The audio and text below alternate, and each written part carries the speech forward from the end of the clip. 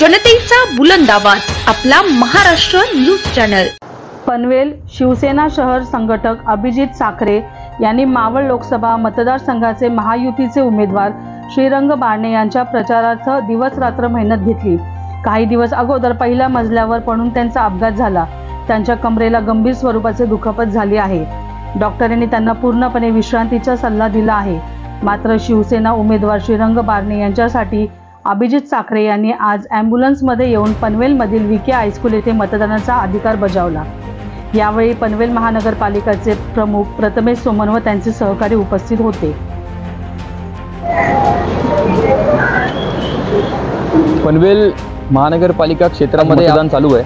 33 मावळ या लोकसभा मतदारसंघासाठी आमचे जे उमेदवार आहेत महायुतीचे श्रीरंग आप्पा बारणे यांच्या प्रचारामध्ये गेल्या 4-5 दिवसापूर्वीपर्यंत जो पनवेल शिवसेनेचा आमचा पदाधिकारी पनवेल शिवसेना शहर संघटक जो स्वतः प्रचारामध्ये व्यस्त होता, डोर टू डोर प्रचार करत होता आणि आपलं काम एक सच्चा शिवसैनिक म्हणून एक सच्चा कार्यकर्ता म्हणून पार पाडत होता।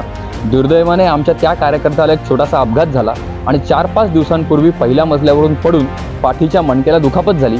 आता अशी परिस्थिती निर्माण झाली की जागेवरनं पुढचे 2-3 महिने किमान उठायचं नाहीये। पण तरीसुद्धा सकाळपासून तो वारंवार आम्हाला फोन करत होता की ज्या आपल्या आप्पांसाठी, ज्या शिवसेनेसाठी, ज्या धनुष्यबाणासाठी आपण इतके दिवस काम केला, प्रचार केलं, तिथे मला मत देता येणार नाही, या गोष्टीचं मला वाईट वाटेल। माझं एक मत देखील फुकट जाऊ नये अशी माझी एक प्रामाणिक शिवसैनिक म्हणून इच्छा आहे।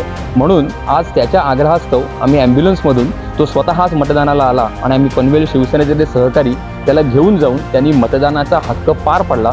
माझ्या मते देशामध्ये मतदान करणं ही किती महत्त्वाची गोष्ट आहे त्यासाठी हे उत्तम उदाहरण आहे की वेगवेगळ्या काही बहाण्याने लोक फिरायला जातात, मतदान करत नाहीत, पण अशा परिस्थितीत सुद्धा आपलं कर्तव्य आणि आपला अधिकार बजावणारे अशी लोक आहेत त्यांच्याकडे बघून जास्तीत जास्त लोकांनी प्रेरित व्हावं। आणि अजूनही कोणी जर मतदान केलं नसेल तर आम्ही त्यांना या घटनेवरून प्रेरित होऊन अशी विनंती करतो की घराबाहेर पडा आणि देशाच्या एका सुदृढ भविष्यासाठी नक्कीच मतदान करा। जय महाराष्ट्र।